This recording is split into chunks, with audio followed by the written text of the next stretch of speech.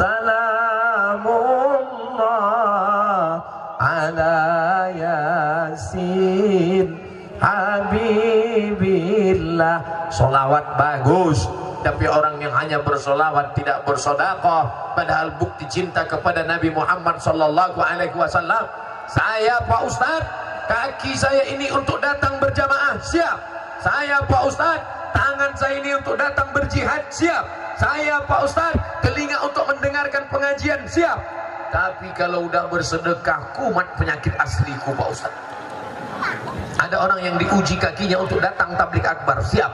Diuji matanya untuk menengok Al-Quran, siap. Diuji telinganya untuk mendengarkan ceramah, siap.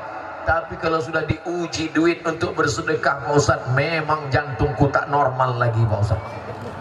Kalau mendengarkan pengajian jantungku normal, kalau mendengarkan bacaan Quran jantungku normal. Tapi kalau sudah kresek duit dekat mulai dia berdegup tak normal. Tadi normal aja dia, begitu lewat kresek diisi duit. Penyakit yang paling mengerikan adalah penyakit bakhil, bin pelit, bin kikir, bin kedekut. Itu nasabnya itu. Pelit, bin bakhil, bin kikir, bin kedekut, bin neraka jahanam.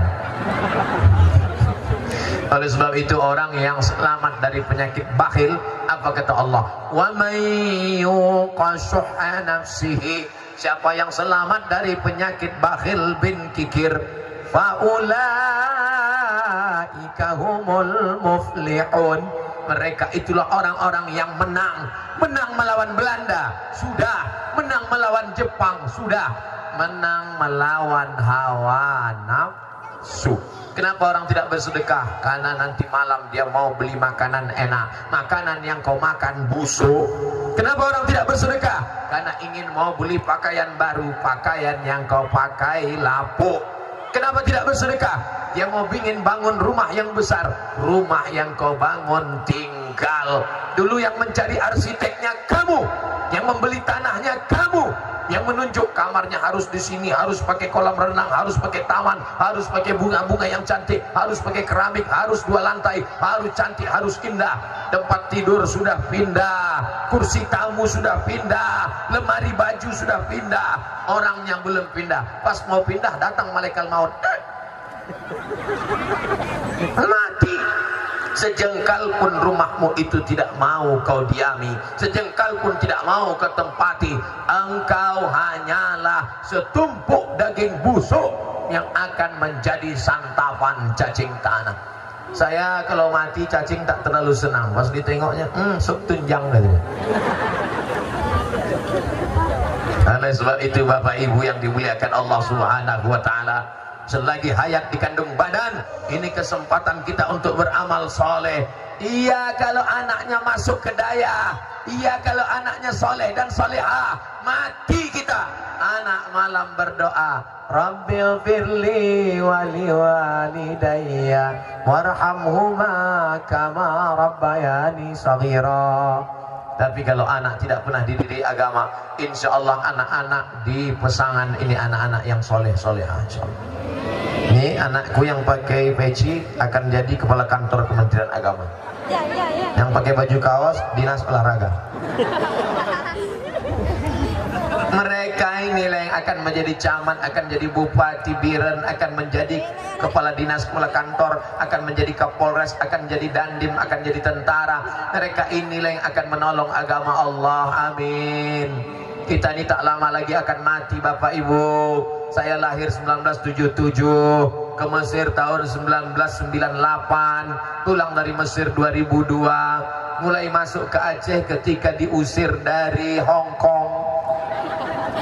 Acara peringatan tsunami bulan Desember tahun yang lalu datang, sudah lebih setahun setengah.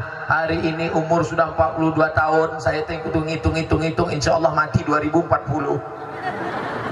Lahir 1977, 2040 umur 63 tahun. Kalau sampai dulu orang meninggal, kenapa dia meninggal? Ditembak Belanda, mati syahid. Kenapa dia meninggal? Ditembak Jepang, mati syahid. Kenapa dia meninggal? Karena ada konflik, mati syahid.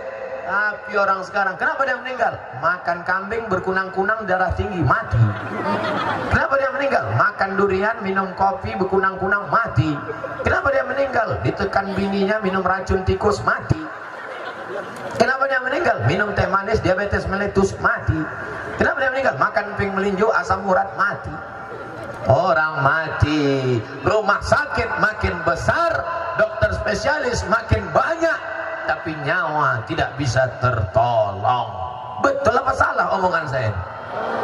Yang bilang salah nggak apa-apa, saya nggak marah. Bilang aja salah. Pas saya tanya, betul apa salah? Salah!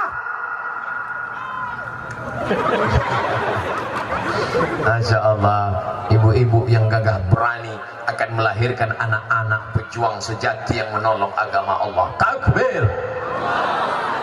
Semua laki-laki yang ada di pentas ini sesuai dengan nama yang saya lihat, Kemenak, PN Biren, Ketua MPU, Bupati, Sekdakap, Kapolres, Dandim 0111 Kajari, semua laki-laki ini lahir dari perut perempuan, betul?